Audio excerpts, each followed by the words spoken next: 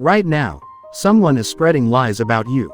Maybe it's happening at work, in your family, or on social media. They're trying to destroy your reputation, ruin your relationships, and crush your future. You feel helpless because lies travel faster than truth. But King David faced this exact nightmare in Psalm 7, false accusations that could have cost him his life. Instead of hiring lawyers or launching counterattacks, David did something so brilliant that it not only cleared his name but completely destroyed his accusers. Stay with me in the next few minutes. You're about to discover the justice prayer that makes God your personal defense attorney and turns your enemy's own weapons against them. Picture this: people are spreading lies about you. Your reputation is being destroyed. False accusations are flying. Your character is being assassinated by people who weren't even there. And the worst part, the lies are spreading faster than you can defend yourself. Maybe that's your reality right now. Maybe someone at work is sabotaging your reputation. Maybe family members are spreading lies about you. Maybe social media attacks are destroying your credibility. Maybe you're facing false accusations that could ruin your career, your relationships, or your future. If that's you, then Psalm 7 was written specifically for this moment in your crisis. Because David faced the ultimate false accusation campaign, people were literally trying to convince the king that David was a traitor who deserved to die. But David didn't hire an earthly lawyer. He didn't launch a counterattack campaign. He didn't try to defend himself in the court of public opinion. Instead, he did something so brilliant, so powerful, so devastatingly effective that it not only cleared his name but destroyed his accusers. He took his case directly to the highest court in the universe and made God his defense attorney. And what happened next will change how you handle every false accusation for the rest of your life. Let's dive into verses 1 to 2. Where David files his emergency petition with the Supreme Court of Heaven. Lord my God, I take refuge in you. Save and deliver me from all who pursue me, or they will tear me apart like a lion and rip me to pieces with no one to rescue me. Notice David's legal strategy here. He's not just asking for help, he's formally requesting asylum. I take refuge in you is legal language for claiming sanctuary under divine protection. But look at the urgency. Save and deliver me. This is an emergency motion for immediate protection. David's saying, God, I need intervention now before they destroy me completely. And notice the vivid language. Tear me apart like a lion and rip me to pieces. David isn't exaggerating. He's painting a legal picture of the destruction his accusers are trying to cause. This is exactly what false accusations do. They hunt you down like predators, tear apart your reputation piece by piece, and leave you with no human way to defend yourself. But here's what David understood that most people miss. When human courts fail you, when public opinion is against you, when lies are winning over truth, there's a higher court that never makes mistakes, never accepts bribes, never gets fooled by deception. David isn't just praying, he's filing a lawsuit in heaven's court. And he's about to present evidence that will blow your mind. Now comes verses 3 to 5, where David presents his evidence with the confidence of someone who knows he's innocent. Lord my God, if I have done this and there is guilt on my hands, if I have repaid my ally with evil or without cause have robbed my foe, then let my enemy pursue and overtake me, let him trample my life to the ground and make me sleep in the dust. This is brilliant legal strategy. David's essentially saying, God, I'm willing to take a lie detector test. I'm putting my life on the line. If I'm guilty of what they're accusing me of, then let them destroy me. Notice the specific evidence David presents.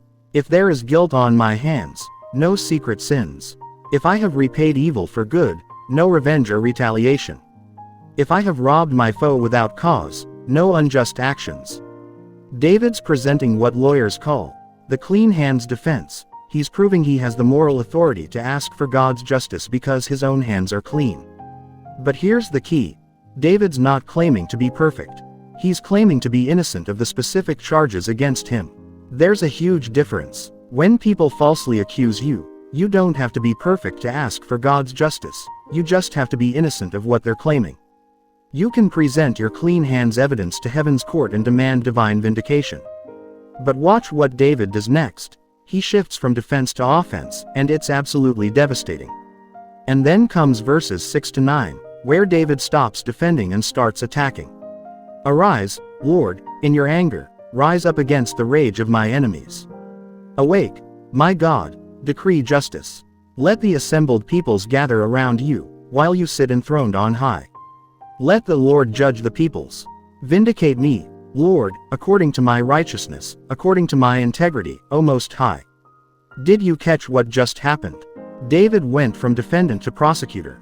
He's no longer asking for protection, he's demanding prosecution of his accusers. Arise, Lord, David's calling God to the bench as judge. Rise up against my enemies. He's requesting active opposition against his accusers. Decree justice. He's asking for an official verdict. Let the Lord judge. He's demanding a public trial. This is the most powerful legal prayer in the Bible. David's essentially saying, God, I've presented my evidence, now I want you to prosecute my case. I want public vindication. I want my accusers judged by the highest court. But notice verse 9. Bring to an end the violence of the wicked and make the righteous secure, you, the righteous God who probes minds and hearts.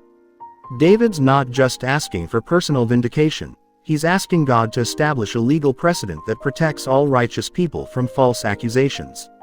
He wants his case to become case law in heaven's court. And friends, when you pray this prayer with clean hands and pure motives, something supernatural happens in the courtroom of heaven. Now comes the verdict in verses 14 to 16, and it's more devastating than any earthly court could deliver. Whoever is pregnant with evil conceives trouble and gives birth to disillusionment. Whoever digs a hole and scoops it out falls into the pit they have made. The trouble they cause recoils on them. Their violence comes down on their own heads. This is divine justice in action. God doesn't just stop the false accusations, he turns them back on the accusers with compound interest. Look at the process. They conceive trouble, their lies start as plans. They dig a hole, they create traps for you. They fall into their own pit, their schemes backfire. Violence comes down on their own heads, they get destroyed by their own weapons. This is what lawyers call boomerang justice. Everything they tried to do to you comes back to destroy them instead. Their lies become their downfall. Their accusations become their conviction. Their trap becomes their prison. Friends, when God takes your case, he doesn't just win. He wins so decisively that your accusers' own evidence convicts them instead of you. And verse 17 gives us David's closing statement. I will give thanks to the Lord because of his righteousness. I will sing the praises of the name of the Lord Most High. David ends in worship because when God is your defense attorney, victory isn't just possible, it's guaranteed. Maybe you're facing false accusations right now.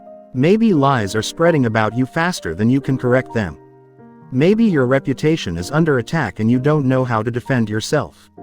Here's David's exact legal strategy for taking your case to heaven's court. Step 1. File for divine asylum, verse 1. Lord, I take refuge in you. Save me from those who are pursuing me with lies. Step 2. Present your clean hands evidence, verses 3 to 5. Be specific about what you're innocent of. Present your evidence to God. Step 3. Request active prosecution, verses 6 to 8. God, arise and judge my case. Vindicate me publicly according to my righteousness. Step 4. Activate boomerang justice, verse 9. Let their own schemes become their downfall. Let their lies recoil on them. Step 5. Prepare for victory worship, verse 17. Start thanking God for the victory before you see it. When you pray this prayer with integrity, you're not just asking for help, you're activating heaven's justice system. You're making God your defense attorney, and he's never lost a case.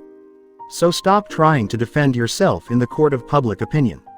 Stop fighting lies with more words. Stop exhausting yourself trying to convince people of your innocence. Take your case to the highest court, present your evidence to the righteous judge, and watch him turn your accusers' own weapons against them. Friends, David's justice prayer didn't just clear his name, it established him as someone under divine protection that no one could touch. His accusers didn't just stop lying, they were destroyed by their own lies. If you're facing false accusations right now and you need God to take your case, comment, "Take my case," below and tell us what you need divine vindication for. Your legal petition starts here. And if God has ever vindicated you from false accusations, if you've seen boomerang justice in action, share your testimony below. Your courtroom victory story might give someone else the faith to file their case with heaven. Counting down to Psalm 8, where David reveals the shocking truth about your identity that makes demons tremble and angels worship, you're going to discover why you're more powerful than you ever imagined. Hit like if you're ready to make God your defense attorney, subscribe for daily breakthroughs, and remember, when heaven's court takes your case, victory isn't just possible, it's guaranteed. Your vindication is coming.